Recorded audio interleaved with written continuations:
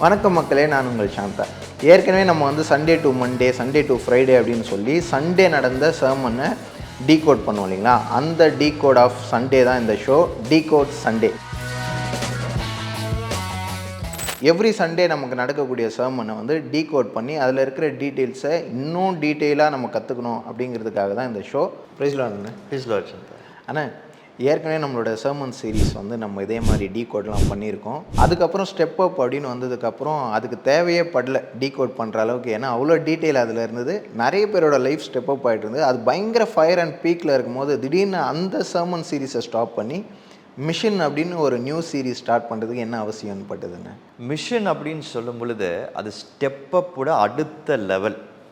ஏன்னா ஸ்டெப் அப்புன்றது தனிப்பட்ட ஒரு மனிதனாக நம்ம வாழ்க்கையில் ஸ்டெப் அப் பண்ண போகிறோம். ஒரு படி மேலே போகணுன்றது கர்த்தர் நமக்கு சொன்னார். ஆனால் மிஷன் அப்படின்னு சொல்லும் பொழுது அதற்கு ஃபஸ்ட்டு நம்ம தெரிந்து கொள்ள வேண்டியது விஷன்.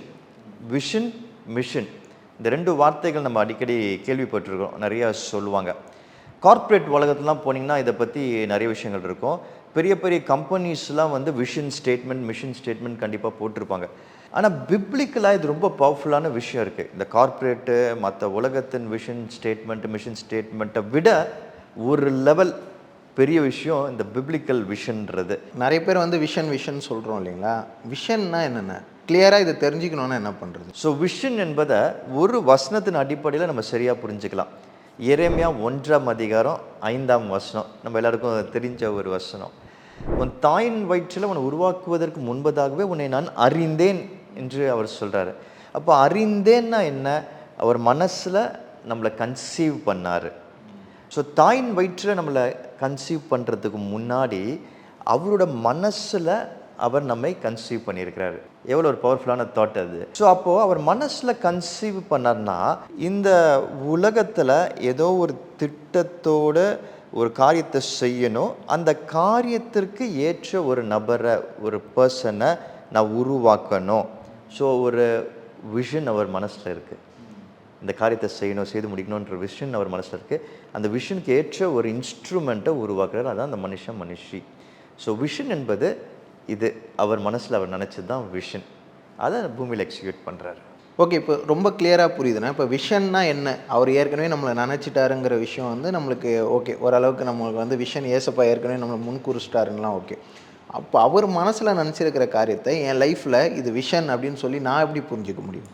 பியூட்டிஃபுல்லான ஒரு கொஸ்டின். நிறைய பேர் தடுமாறுற ஒரு விஷயம்.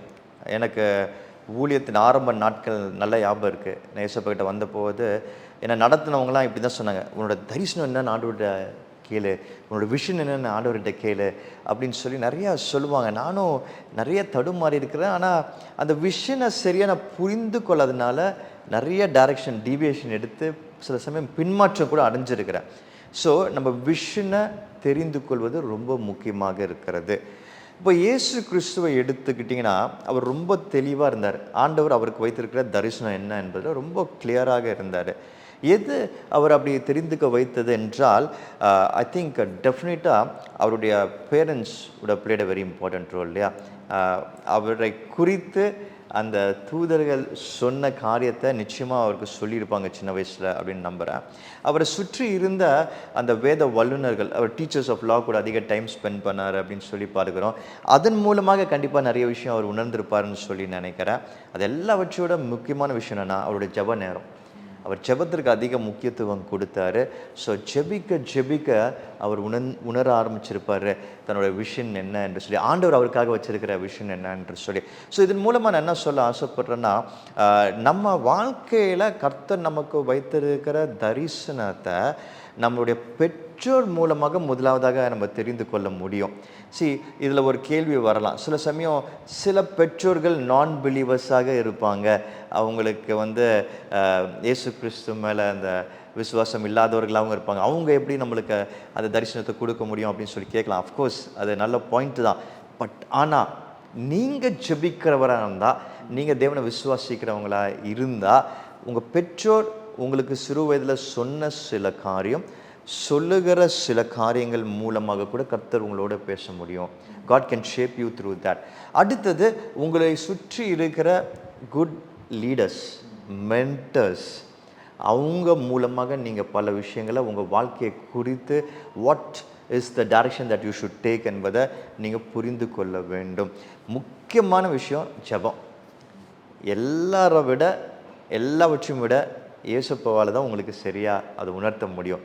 ஸோ நீங்கள் ஜெபிக்க ஆண்டவர் உங்களுக்கு உணர்த்துவார். நீங்கள் ஏற்கனவே வெளியிலேருந்து உங்களுக்கு வந்திருக்க இன்புட்ஸோடு கூட நீங்கள் ஜெபிக்கும் பொழுது உங்களுக்கு ஒரு கிளாரிட்டி கிடைக்கும். ஸோ இதுதான் ஆண்டவர் எனக்கு வச்சிருக்கிற டைரெக்ஷன்னு.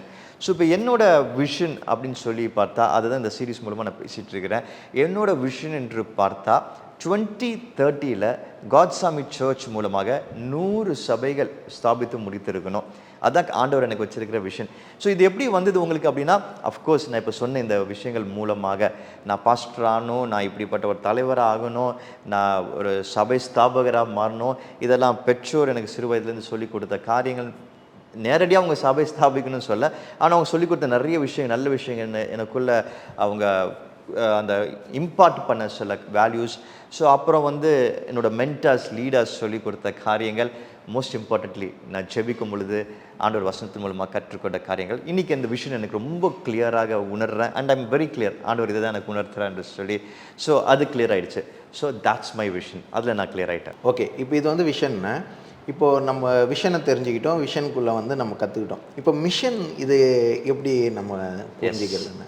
ஸோ அதுதான் நம்ம சீரீஸ். ஸோ நிறைய கிறிஸ்துவர்கள் பார்த்தீங்கன்னா அந்த விஷன், அந்த விஷயத்தில் ரொம்ப கிளியராக இருப்பாங்க. தரிசனம் அப்படின்னு சொல்லி எல்லாருமே நம்ம அதை பற்றி பேசுவோம். நமக்கு இந்த தரிசனம் இருக்கணும், அந்த தரிசனம் இருக்கணும் அப்படின்னு சொல்லி பல காரியங்கள் இருக்கும். ஆனால் நிறைய பீப்புள் அந்த தரிசனத்தை அவங்க போய் அந்த டைரக்ஷனில் போனாங்களா, அந்த தரிசனத்தை நோக்கி போனாங்களா அப்படின்னு சொல்லி பார்த்தா most of us wouldn't have. நிறைய பேர் நம்ம போயிருக்க மாட்டோம். ஏன் நானே நிறைய முறை பல தரிசனங்கள் இப்படி கைவிட்டுருக்கிறேன். ஐ திங்க் ஒரு விஷயம் ஆண்டவன் கற்றுக் கொடுத்த முக்கியமான விஷயம், ஒரு பெரிய தரிசனம் இருக்கும் பொழுது அந்த தரிசனத்தை பார்த்து நிறைய நேரத்தில் நம்மளுக்கு பயம் இருக்கும். அண்ட் தரிசனம் என்று சொன்னாலே அந்த சமயத்தில் நம்ம தகுதிக்கு மீறினதாக இருக்கும்.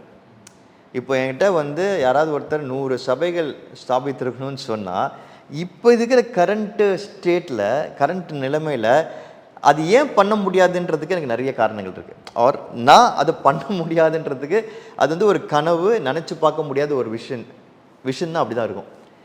ஆனால் அது எப்படி பண்ண முடியும்னா, அந்த காரியத்தை போய் சென்றடைவதற்கு, to get to that vision, நம்ம ஒரு மிஷனில் இருக்கணும், ஒரு பணி செய்யணும்.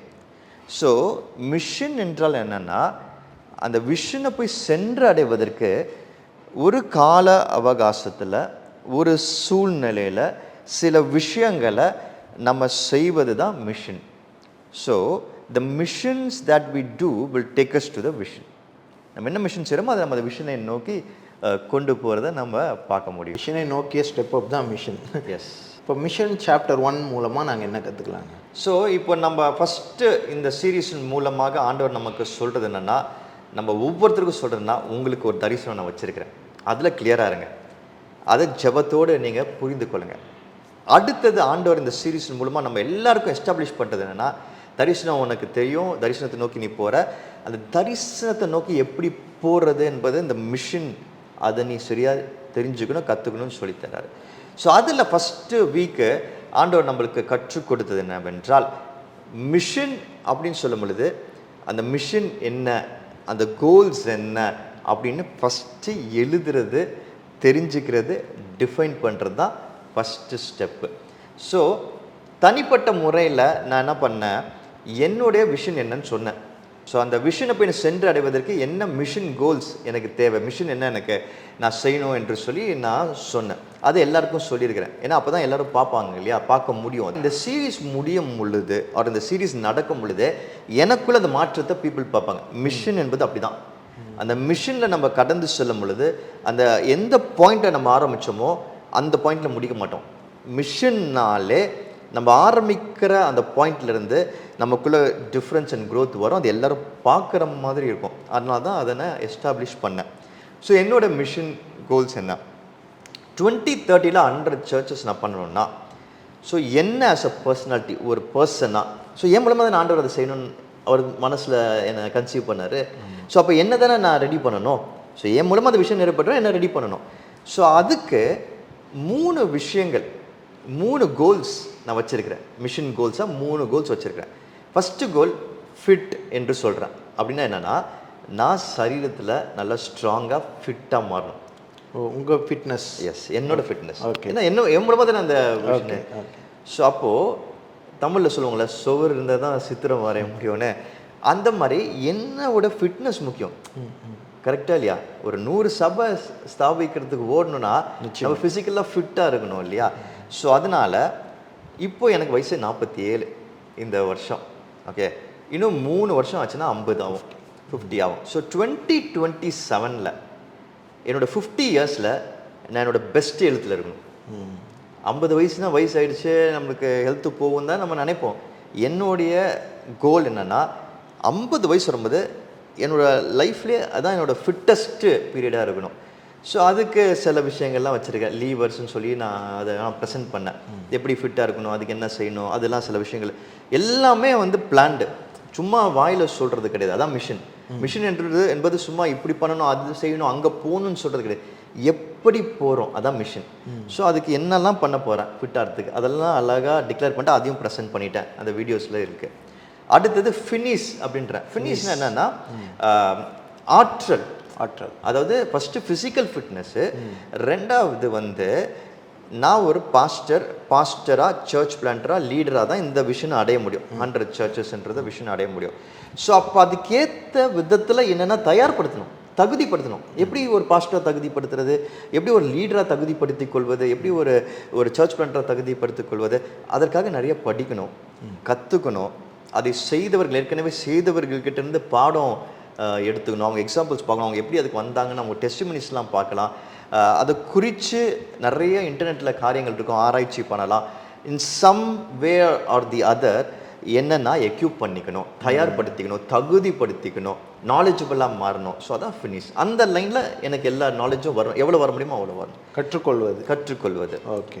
மூன்றாவது ஃபினான்ஷியல். இதுக்கு ரொம்ப முக்கியம் பணத்தின் காரியங்கள். இப்போ இது ரெண்டுத்துக்கும் ஃபினான்ஷியலாக ரொம்ப முக்கியமான விஷயம். ஸோ ஃபிட்னஸ், ஃபினிஷ், ஃபினான்ஷியல், இதுதான் என்னோட 3 கோல்ஸ் வச்சிருக்கிறேன். ஸோ ஃபினான்ஷியலாக ஸ்டெபிலிட்டி வரணும் தனிப்பட்ட முறையில். அதுக்கப்புறம் நம்ம சபையாக குழுவாக ஃபினான்ஷியலாக ஸ்ட்ராங்காக இருந்து நம்ம இந்த கோல் ஆஃப் 100 சர்ச்சஸ் போகிறோம்.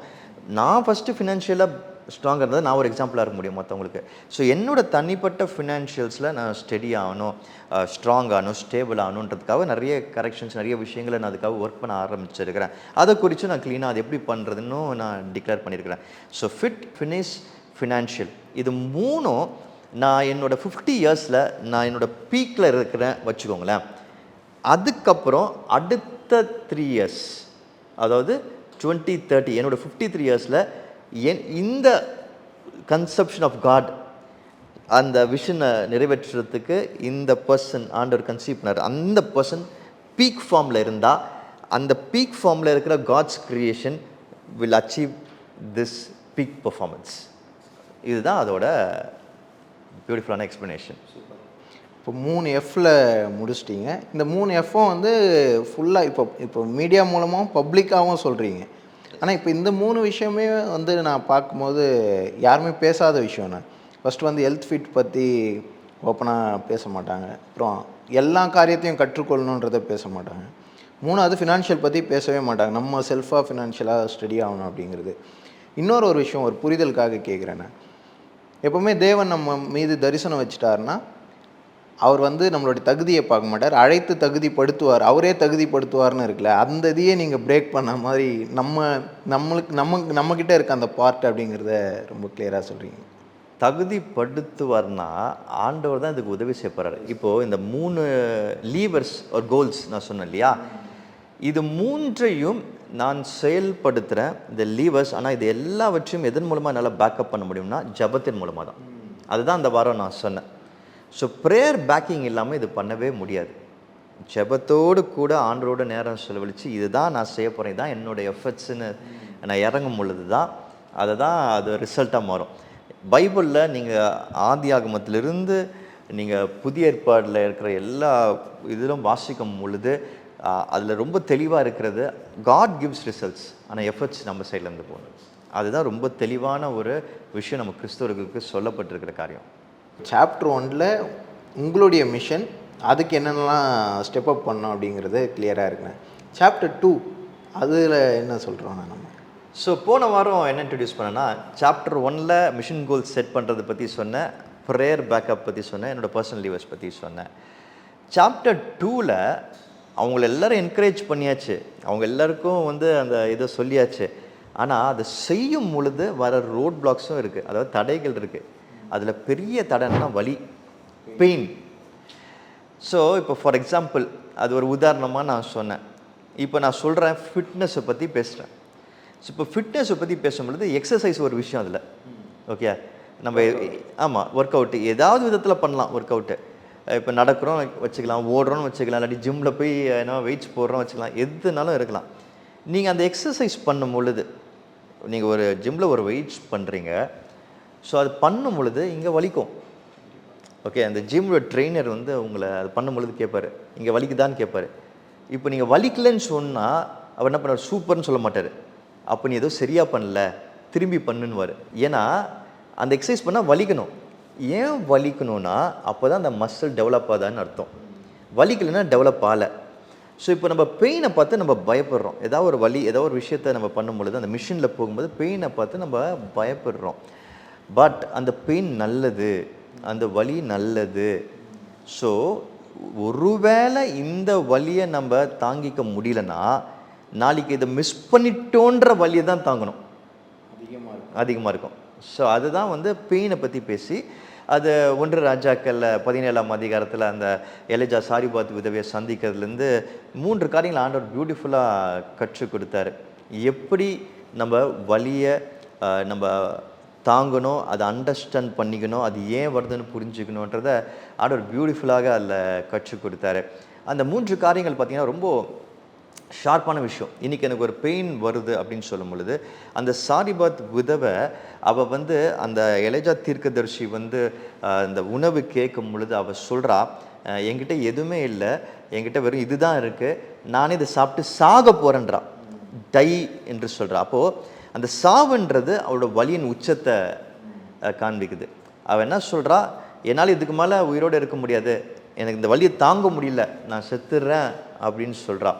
ஆனால் அந்த இடத்துல பியூட்டிஃபுல்லாக 3 விஷயங்கள் இருக்குது. ஃபஸ்ட்டு விஷயம், ஆண்டவர் எலிஜா கிட்ட என்ன சொல்கிறாரு, நீ அந்த ஊருக்கு போ, அங்கே ஒரு விதவை இருப்பா, அவளுக்கு ஏற்கனவே கட்டளையிட்டு இருக்கிறேன், உன்னை பராமரிக்கும்படியா அப்படின்னு சொல்கிறாரு. அப்போ இவர் அங்கே போகிறாரு, ஆனால் அவளுக்கு தெரியல. ஆனால் ஆண்டவர் சொல்லியிருக்காரு, ஏற்கனவே கட்டளையிட்டு இருக்கிறேன்றாரு. அப்போ அந்த வார்த்தை அவளுக்கு ஏற்கனவே போயிருக்கு, அவளுக்கு இருந்த வலி அந்த வார்த்தையை அவளுக்கு தெரியாதபடிக்கு மறக்க செய்திருக்கு, அவர் புரியாதபடிக்கு செஞ்சிடுச்சு. பட் நம்ம இதுலேருந்து என்ன பாடம் எடுத்துக்க முடியும்னா, God's word is already on us. அந்த வார்த்தை, அந்த விஷன் என் மேலே ஏற்கனவே இருக்குது, அந்த மிஷின் ஆண்டவர் ஏற்கனவே எனக்கு வச்சிருக்கிறாரு. ஸோ நம்ம சுற்றி நமக்கென்று சொல்லி சில ஆண்டவர் தீர்க்கதரிசிகள் வச்சிருக்காரு, பீப்புள் வச்சிருக்காரு, ஃபேமிலி வச்சிருக்காரு. whenever we forget this mission because of the pain, we have to look around. அப்போது நம்மளுக்கு ஒரு என்கரேஜ்மெண்ட் கிடைக்கும், அந்த கர்த்தரோட வார்த்தை நம்ம வாழ்க்கையில் உறுதியாகும், அப்போ நமக்குள்ளே ஒரு புது பலன் வரும். 2வது காரியம் அதில் என்ன பார்க்குறோன்னா, அந்த அந்த விதவைக்கிட்ட இவர் வந்து ரொட்டி கேட்குறாரு, அப்பம் கேட்குறாரு. உடனே அவன் என்ன சொல்கிறான், என்கிட்ட இல்லை, ரொட்டி இல்லைன்னு சொல்கிறான், இல்லை அப்படின்றான். ஆனால் அவகிட்ட மாவும் எண்ணெயும் இருந்தது. ஓகே, ஸோ அதில் தான் அவனுக்கு கடைசியில் ஒரு ரொட்டி செஞ்சு கொடுக்குறான். ஸோ அப்போ அவகிட்ட அப்போ ரொட்டி இல்லை தான், ஆனால் ரொட்டி செய்கிறதுக்கான பொருட்கள் இருந்தது. நம்ம பல சமயத்தில் ஆண்டவர் நம்மகிட்ட ஒரு காரியத்தை எதிர்பார்க்கும் பொழுது, ஒரு மிஷினை செய்ய சொல்லும்போது நம்ம வலின்னு சொல்லி என்ன சொல்கிறோம், என்னால் முடியல, எனக்கு இது வராது, எனக்கு கொஞ்சம் தான் இருக்குது, எனக்கு இது பத்தாது அப்படின்னு சொல்லி நம்மக்கிட்ட இல்லாததை அவர் குறைவாக இருக்கிறதா நினச்சி நம்ம பேசுகிறதுனால தான் அது வலியாக இருக்குது நம்மளுக்கு. பட் அதன் மூலமாக ஆண்டவர் பெரிய காரியங்களை செய்ய காத்திருக்கிறார் என்பதை நம்ம புரிஞ்சுக்கணும். வலிக்கிற அந்த காரியத்தின் மூலமாக ஆண்டவர் பெரிய ஆசீர்வாதத்தை வச்சிருக்கிறார் என்பதை நம்ம உணரணும், அதை நம்ம அப்ளை பண்ணணும், ப்ராக்டிஸ் பண்ணணும். 3வது கடைசி விஷயம் என்னென்னா, அவர் இந்த தீர்க்கதரிசி சொல்கிறாரு, உங்கள்கிட்ட இருக்க அந்த மாவும் எண்ணெயும் குறையாது, நீ இதை செஞ்சின்னா குறையாதுன்றாரு. அதே மாதிரி குறையல, அப்படிதான் வசனம் சொல்லுது. அவங்க வீட்டில் கடைசி பாத்திரம் இருக்கிற வரைக்கும். ஆமாம். ஆனால் அதில் ஒரு சின்ன விஷயம் நம்ம கவனிக்கணும், அந்த அப்பத்தை செய்கிறதுக்கு மாவு வேணும், எண்ணெய் வேணும், விறகு வேணும். அங்கே எங்கேயுமே ஆண்டவர் அந்த தீர்க்கதரிசி மூலமாக உன் மாவு குறையாது, எண்ணெய் குறையாது, விறகும் குறையாதுன்னு சொல்லலை. மாவும் எண்ணெயும் தான் குறையாதுன்னு சொன்னார். ஆனால் விறகு நீ போய் எப்பொழுதும் பொறுக்கிட்டு வரணும், அதுக்காக வேலை செய்யணும். ஸோ அந்த எஃபர்ட் நம்ம தான் போகணும். ஆண்டவர் சொல்கிற உனக்கு இருக்கிற அந்த தகுதி அது குறைவாக இருக்குது, அது கம்மியாக இருக்குன்னு நீ சொல்லி நினச்சி பயப்படுற, அது ஓகே, அது நீ கவலைப்படாத. இருக்கிறத நீ பயன்படுத்து, அதை நான் குறையாமல் பார்த்துப்பேன். ஆனால் நீ போய் வேலை செய்யணும், ஒர்க் பண்ணணும். இது ஒரு பியூட்டிஃபுல் இல்லஸ்ட்ரேஷன் அன்றைக்கி சொன்ன நான் திரும்பி சொல்ல ஆசைப்பட்றேன். ஆண்டவர் எனக்கு நான் போதகர் ஆணுன்ற தரிசனம் கொடுத்தவொடனே இப்படிப்பட்ட 100 சபையில் தரிசனம் கொடுக்கும்போது ஆரம்பத்தில் எனக்கு சபைன்ற தரிசனம் கொடுக்கும்பொழுது எனக்கு பெருசாக பைபிள் அப்போது தெரியாது. அப்போ தான் கற்றுக்கிறேன், படிக்க ஆரம்பிக்கிற வைராக்கியமாக. நான் இப்போ ஆண்டவர்கிட்ட சொல்கிறேன், என்ன ஊழியம் செய்ய சொல்கிறீங்க, எனக்கு 23ஆம் சங்கீதம் மட்டும்தான் தெரியும், மனப்பாடமா அப்படிலாம் நான் பேசியிருக்கிறேன், நல்ல ஞாபகம் இருக்குது. ஆண்டவர் எனக்கு சொன்ன காரியம் வந்து உங்கள்கிட்ட என்ன இல்லைன்னு பார்க்காத, உங்கள்கிட்ட இருக்கிறத நீ பெஸ்ட்டாக எனக்காக எடுத்து வை அப்படின்னு சொல்லும் பொழுது நான் பைபிள் வாசிக்க ஆரம்பிக்கிறேன். இது தெரிஞ்சதை வச்சு நான் போய் ஊழியம் செய்கிறேன். அந்த எனக்கு நல்ல ஞாபகம் இருக்குது, அந்த 23ஆம் சங்கீதத்தை வச்சே நான் வந்து நிறைய பேருக்கு நான் ஊழியம் செஞ்சுட்டு இருந்தேன் ஆரம்பத்தில். ஸோ அப்போது ஆண்டவர் வந்து அப்படியே நான் அதை குறையாமல் அதிகரிச்சுட்டே இருந்தார். பட் அதனால் நான் வந்து தொடர்ந்து அதுக்காக நான் எஃபர்ட்ஸ் போடலன்னு இல்லை, தொடர்ந்து எஃபர்ட்ஸ் போட்டு தான் இருக்கிறேன். இன்றைக்கி வரைக்கும் ஐ ஹேவ் டு ஒர்க், வேலை செய்யணும். ஸோ கிறிஸ்துவர்களாக நமக்கு ஆண்டவர் கொடுத்துக்க தரிசனத்தில் நம்ம போகிறதுக்கு நம்ம நிறைய ஒர்க் பண்ணணும். நம்ம சோம்பேறிகளாக இருக்க முடியாது, நிறைய வேலை செய்யணும்.